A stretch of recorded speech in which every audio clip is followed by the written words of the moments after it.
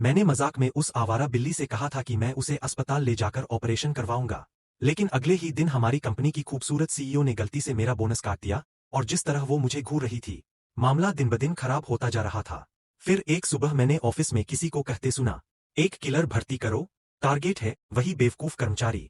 गुस्सैल और घमंडी महिला बॉस को देखकर मुझे अचानक एहसास हुआ, वो बिल्कुल वैसी ही लग रही थी जैसी वो आवारा बिल्ली जिसे मैंने 3 दिन पहले उठाया था। 3 दिन पहले मैं काम के बाद घर जाने के लिए गाड़ी स्टार्ट करने वाला था, तभी पीछे सीट पर एक बिल्ली दिखी। मैं खुशी से उछल पड़ा और उसे बाहर निकाला।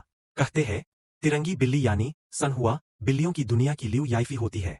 छोटी सनहुआ, तुझसे मिलकर किस्मत खुल गई, चल मेरे साथ घर, भाई के घर खाने को सब है। लेकिन तभी मुझे कुछ अजीब लगा, ये बिल्ली किसी शरीफ घर की लड़की जैसी क्यों लग रही थी।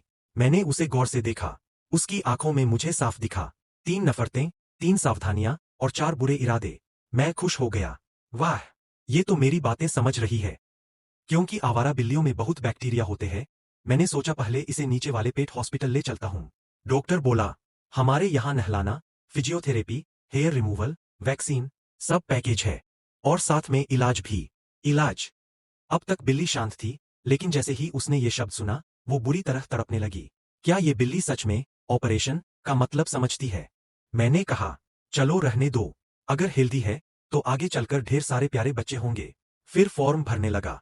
नाम पूछा गया तो मैंने लिखा, श्याओमी। मैं खुद पर बड़ा गर्व महसूस कर रहा था।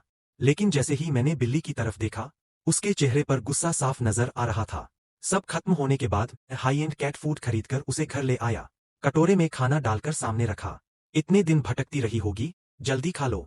लेकिन उसने बस सूंघा, मुझे अजीब नजरों से देखा, जैसे कह रही हो, मैं ये भी खाती हूँ। उसने एक निवाला लिया और तुरंत थूक दिया। फिर इंसानों की तरह 2 बार पंजे से मुंह साफ किया, पूंछ झटकी और खिड़की के पास जाकर बैठ गई। मैं सिर खुजलाने लगा। ये कैसी आवारा बिल्ली है, इतनी नकचरी।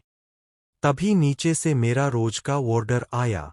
मैं रोज काम से पहले प्राइवेट डिनर मंगवाता था।